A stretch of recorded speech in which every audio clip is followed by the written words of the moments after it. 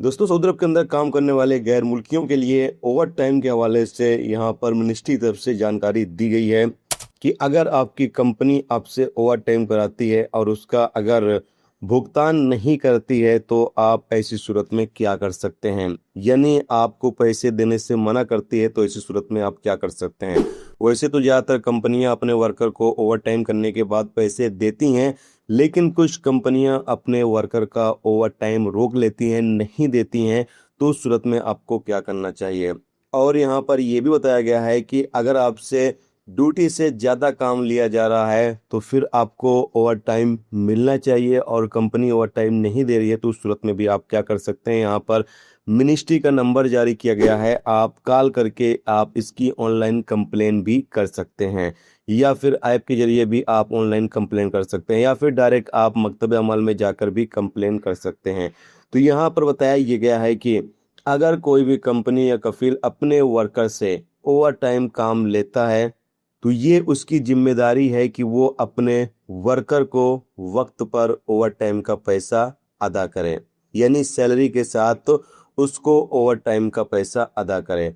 और अगर कोई कंपनी या कफील उसको ओवर टाइम का पैसा वक्त पर नहीं पे करता है, या फिर 2-2 3-3 महीने 4-4 महीने हो चुके हैं, आपको ओवर टाइम का पैसा नहीं मिल रहा है, सैलरी तो आपको मिल रही है लेकिन ओवर टाइम का पैसा नहीं मिल रहा है, तो उस सूरत में आप इस पर कंप्लेन कर सकते हैं। यहाँ पर नंबर दिया गया है मिनिस्ट्री का 19 911, जैसा कि आप सामने स्क्रीन पर देख सकते हैं।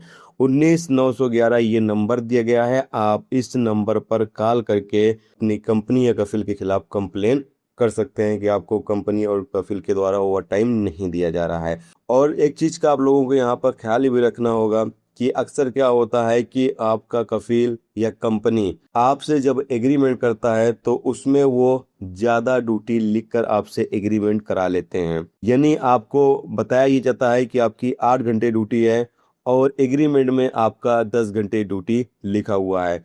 अगर आप 10 घंटे ही सिर्फ ड्यूटी करते हैं तो उस सूरत में आप ओवर टाइम का हक नहीं रखते हैं, क्योंकि एग्रीमेंट में आपकी ड्यूटी टाइमिंग 10 घंटे है। और इस पर अगर आप कंप्लेन करते हैं तो वहाँ पर कंपनी अदालत में पेश कर सकती है कि मैंने देखो एग्रीमेंट कर रखा है 10 घंटे का। तो इसलिए दोस्तों, जब भी आप एग्रीमेंट करें तो एग्रीमेंट को अच्छी तरीके से पढ़ लें, उसके बाद ही एग्रीमेंट करें। क्योंकि बहुत सारी कंपनियां क्या कर रही हैं कि वो अपने वर्कर्स के साथ एग्रीमेंट में फ्रॉड कर रही हैं।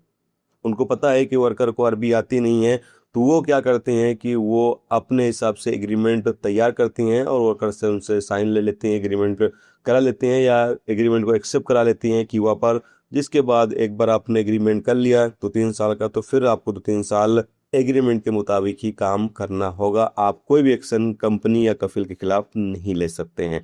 तो एग्रीमेंट करते वक्त दोस्तों बहुत ज़्यादा ध्यान रखें। अरबी में एग्रीमेंट है तब भी आप उसको स्क्रीनशॉट लेकर उसको ट्रांसलेट करके आप पढ़ लें कि एग्रीमेंट में क्या चीज़ लिखा हुआ है, या किसी से पढ़वा लें।